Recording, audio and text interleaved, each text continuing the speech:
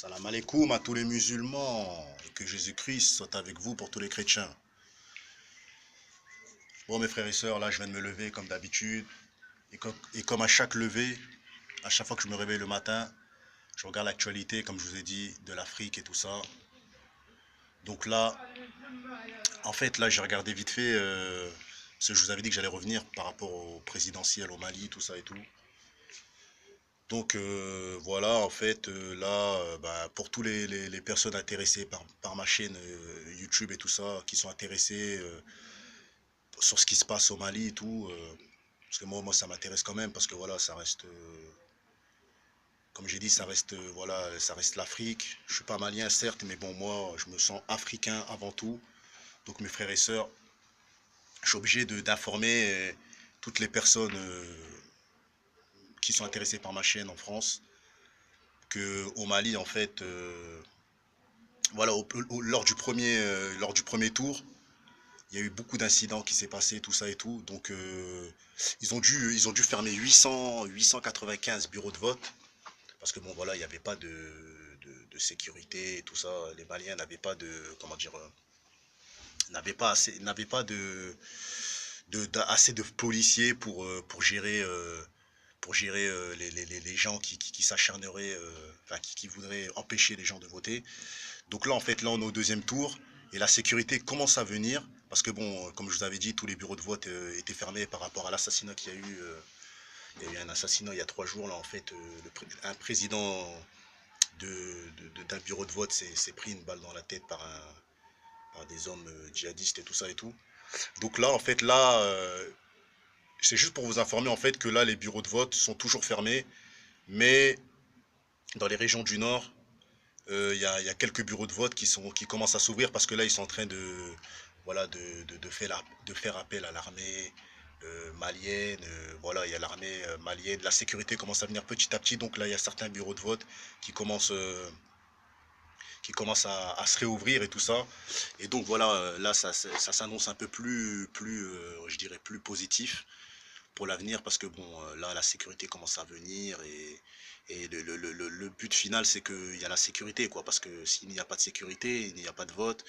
Et s'il n'y a pas de sécurité, il y a des morts. Et s'il n'y a pas de sécurité, mes frères et sœurs, ben, c'est ça, et ça va continuer à marcher dans la crainte et dans la peur et tout ça. Donc voilà. Et c'est pas le but. Le but, c'est que les Maliens, voilà, ils puissent se balader tranquillement, ils puissent marcher tranquillement. Mais vous savez, comme vous le savez, là actuellement, c'est vraiment la catastrophe au Mali, c'est vraiment la merde, c'est la merde de chez merde.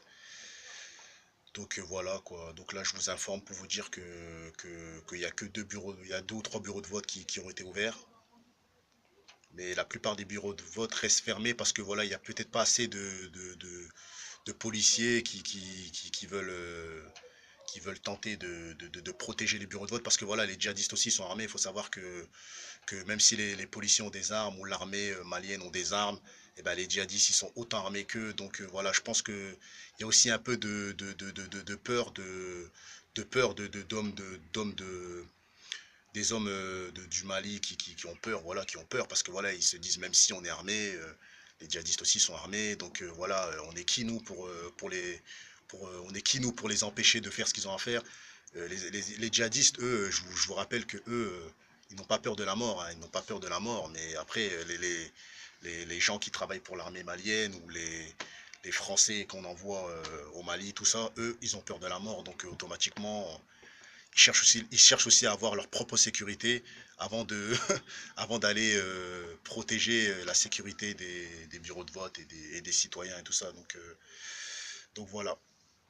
Donc comme je vous l'avais dit, moi c'est ça mon but, c'est d'éveiller les consciences africaines.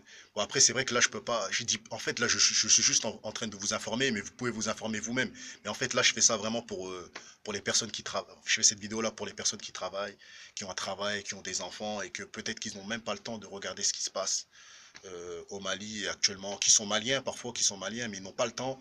Mais voilà, de toute façon maintenant YouTube c'est devenu une plateforme où des gens peuvent s'exprimer, peuvent parler de ce qu'ils veulent. Il y en a qui parlent de merde, il y en a qui parlent d'actualité, il y en a qui parlent des choses. Moi, j'essaie toujours de parler pour ma communauté africaine. Donc voilà. Là, il y a eu beaucoup de morts au Mali et moi je trouve que voilà, c'est dommage et tout ça. Donc je suis obligé d'en parler parce que nous, on a la chance d'être en France et On a la chance de marcher en sécurité pour le moment. Et les Maliens, malheureusement, ils sont dans un pays qui est dans la détresse, dans la misère et dans la guerre. Surtout dans la guerre et dans une grosse guerre politique. Donc voilà. Donc sur ce, salam alaikum à tous les musulmans. Et que Jésus-Christ soit avec vous pour tous les chrétiens. Ciao. Guadazero.